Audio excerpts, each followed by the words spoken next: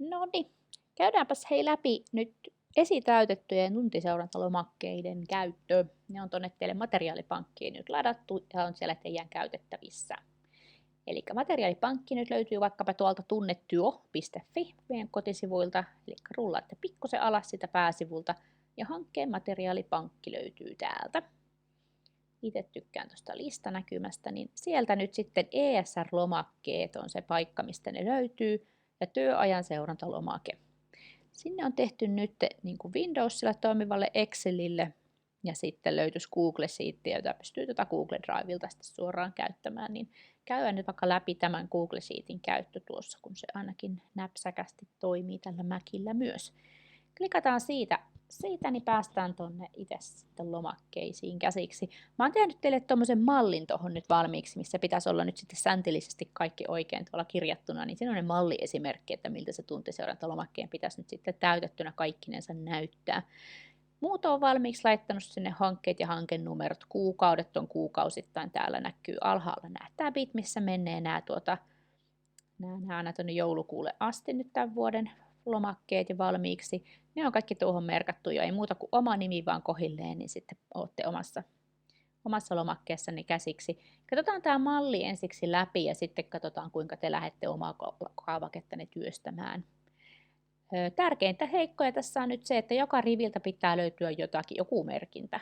Jos on hanketyö, niin se on tietysti selvää. Mä oon tähän laittanut sinisellä nämä Onnelin hanketyötunnit, eli ne löytyy, niitä on 5 kappaletta ollut nyt helmikuussa, niin ne on tuohon kirjattu. Mahdollisimman tarkasti koitatte kuvailla, että ei pelkästään tätä kokous tai suunnittelu, vaan mitä on suunniteltu ja kenen kanssa mahdollisesti. Siihen ne hanketunnit 15 minuutin tarkkuudella. Tuolla on nollia on tuolla mukana, mutta älkää niistä välittäkö, eli 2 tuntia 15 minuuttia. Sitten jos on ollut muuta koulutyötä tai suunnittelua, niin sitten sitä ei tarvitse tarkentaa. Ja siihen käytetyt tunnit ja sitten tämä kaavake laskee ne loput tuonne. Tässä on siis ollut pelkästään hankkeen ulkopuolista työtä, eli muu työ ja 6 tuntia. Lauantait ja sunnuntait jätetään tyhjäksi, mutta ne täytyy merkata tuon lauantai ja sunnuntai, niin mä oon tehnyt teille tuonne valmiiksi jokaiselle kuukaudelle. Ja sitten jos ollaan muusta syystä ollaan poissa, sairaslomaa tai jotakin muuta lomapäivää, niin merkataan ne sitten tuonne. Joka rivillä pitää joku merkintä olla. Sitten tärkeitä huomioita myös, että tuntimäärä ei saa ylittää 8 tuntia. Että vaikka nyt olisi tullut paiskittua hommia vähän enempi, niin niitä ei saisi siellä sitten virallisissa paperissa näkyä, niitä yli 8 tunnin päiviä, niin ne ei tuolla ylemmällä taholla sitten oikein niitä nyt tästä yhteydessä ymmärrä. Ja Sitten semmoinen seikka on hyvä huomata ja tärkeä huomata, että täällä lopussa nyt pitäisi näitä yhteensä tunteja nyt näkyä, näitä numeroita.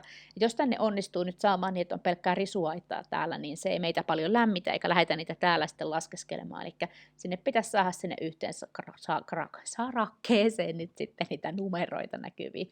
Joskus se voi johtua siitä, että tämä solun formatointi on sitten onnistuttu sieltä tyhjentämään, tai sitten että tämä solu saattaa olla liian kaponen, niin silloin se saattaa mennä joissain ohjelmissa ruuduksi tai risuaidaksi, mutta niitä voi yrittää auttaa sitten, jos se vaikka jeesaisi, mutta numeroita halutaan saada ja täysin tunteja 15 minuutin tarkkuudella. Ja sitten vielä tuosta päivämäärästä, eli siihen päivämäärään kelpaa aina hyvinkin tuo viimeinen kuukauden päivä, että 28. esimerkiksi.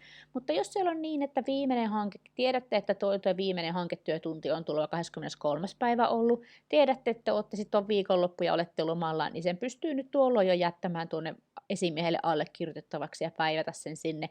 Ja tuon hankepäivän jälkeen tai hankkeelle tehtyjen tuntien jälkeen, tai sanotaan näin päin, päivämäärän jälkeen ei saa olla enää hankkeelle tehtyjä työtunteja. Niin se on hyvä pitää mielessä.